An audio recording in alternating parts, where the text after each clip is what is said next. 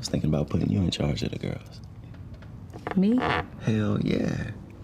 You make a good manager. I mean, you like control, plus you got a good heart.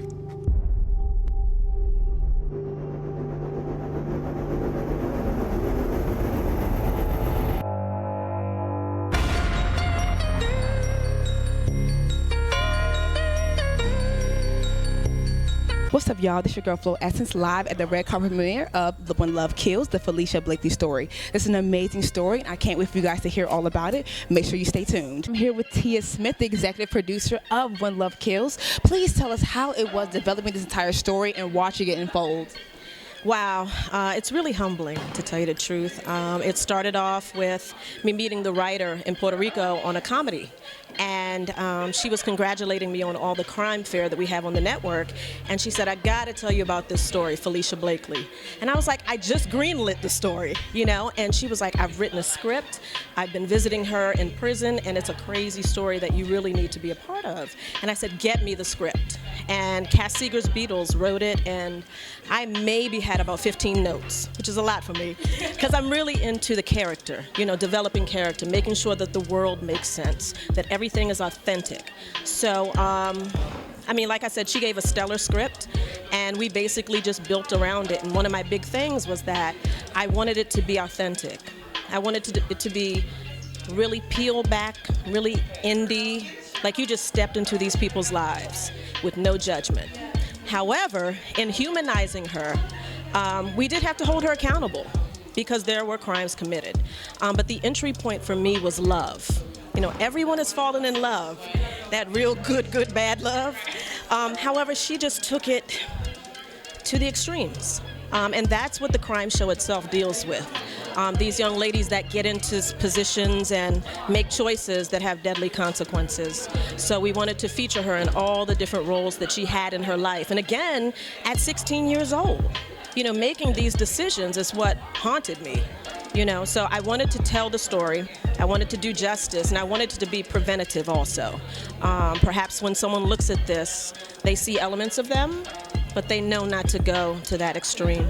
Yeah. So is that probably the ultimate message that you're trying to get out with this movie? Yeah, definitely. I mean, we're all human. Again, people say, look, some of us only a paycheck away, right? Again, I use the same thing with love. You know, ideally we've all been in love. She just made a choice based on love that was very extreme, and there were consequences that needed to be faced. So yes, that's the whole point of this, so that if you recognize any of, obviously, the domestic abuse, I don't want to give it away too much. Not yet, right? Woo. Oh, there's so many things too. There's so many things, the way we tweaked it to make it authentic, that I won't give away right now. But just making sure that we dial in on who she is. And then also her world was really, really important. The beautiful Tami Roman. Please talk about your experience in this movie and playing the mother of Little Mama, and I guess so to say the Falicia Bailey story. Yes. You know, I'm so humbled to be involved. It's my return back to scripted programming after doing reality for so many years. The cast has been amazing. Little Mama, Lance Gross, our director, Tasha Smith. And you know, for me, playing Stacey was very important because I feel like children need to be shown a situation where parents are not being responsible, because what I'd like for people to take away from this movie is making their parents accountable for them. You know, we had them, we brought them into this world. We're supposed to be present, available, excellent communicators, and excellent counsel, because if we're not advising them, social media is, rap stars are, actresses are. So for me, it just was an amazing role to play because it's completely different than me and my children. And you know, I got a chance to just exercise that acting muscle again. Awesome. How hard was it for you to get into the role? I don't think it was difficult. You know, it's just a matter of disconnecting, because I'm such a very hands-on mother. To play Stacey, I had to disconnect. You know, and I had to, you know, say in the beginning, she's a work in progress, and by the end of the movie, she's progress at work. First of all, I was against playing a stripper for sure. But then, you know, as I read the script more and more, and I spoke to my dad about it, and he just encouraged me that it's acting, and sometimes you have to go on to a role that you may not really agree with, or you know, think it's best for you to tell a story and to show that you really are great at what you do. But I also found in it that it's important to tell this message, and to minister through art. Like, you know, I could sit down and have a full-on conversation with a young woman, you know, of my age, my peers, or even younger than me, and they might be like, how do you understand? But like with my work, and they see how miserable I really was in character, and being a method actress, I really endured a lot of pain on this film. It's gonna help them, you know, if they're in a situation where they want to get out, to make adjustments and prevent a lot of young women from ending up in situations like these.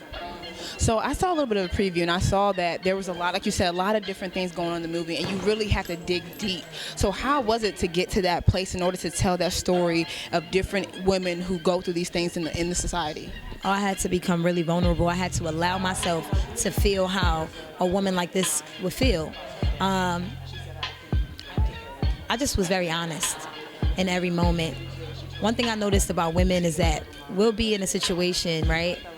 And it seems so weak. It's like you look back in hindsight, 20/20 vision, right? And it's like, what was I thinking? I was so dumb for this person. I should have did this. I should have did that. Even it could be an argument at work. Somebody say something flying, you be like, but you know, you think later all the stuff you could have said, you know, you just gain this superpower strength after the fact. It's like, all right, I had to go in and not think about that superpower strength. I had to go in and not think about that hindsight and think about how it feels when you're in that moment and you don't know what to say and you're just vulnerable. And that's how I was able to prepare for it, just allow myself to be honest. So this message was so much bigger than just you.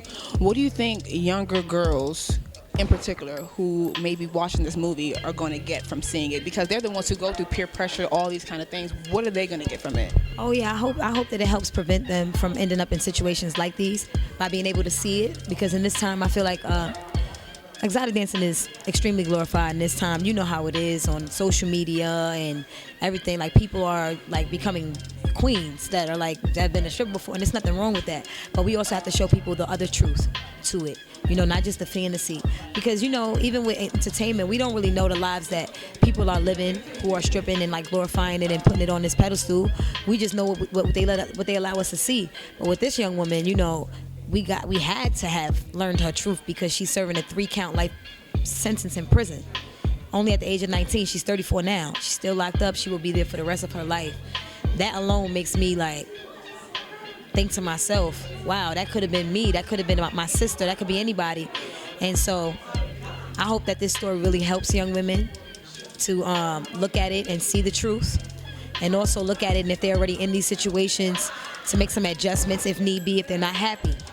Because it's important to really, really, really be happy, not just saying, oh, I'm happy because you're making money, or you think it's the right thing to say, or what people think you might be feeling. You know what I mean? So, yeah, this is an important film. Tasha, this is your directorial debut. How does it feel to complete this project and pretty much get it ready for the world to see? Honestly, I'm humbled and I'm grateful and I'm excited and just thankful that I got a chance to tell the story of Falicia Blakely, who I feel her life experience is going to help save many other lives.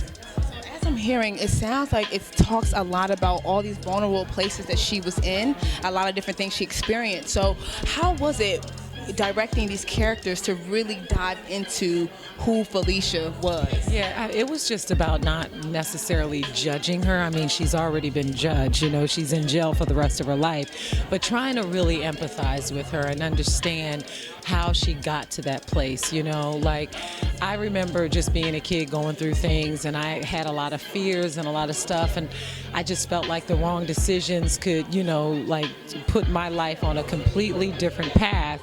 And when I look at Falicia and I think about the decisions that she made in between the years of 16 and 19 years old, and now she's spending the rest of her life in jail, you know, it's very heart-wrenching. And I feel like if someone was there maybe to help speak to her, whether it's someone in the community, family, someone, to try to motivate her to go in a different direction. If she would have had love, the kind of love at home that would have not made the streets so interesting to her, you know, maybe she wouldn't have ended up there. So my heart goes out to her and her family and the families of the victims. And so I hope that people empathize and have compassion, but I also hope that it makes them love their children a lot more. It's nice. Last but not least, what's the most prominent message you think can be taken away from this movie? I feel like if you don't love your kids, the streets will.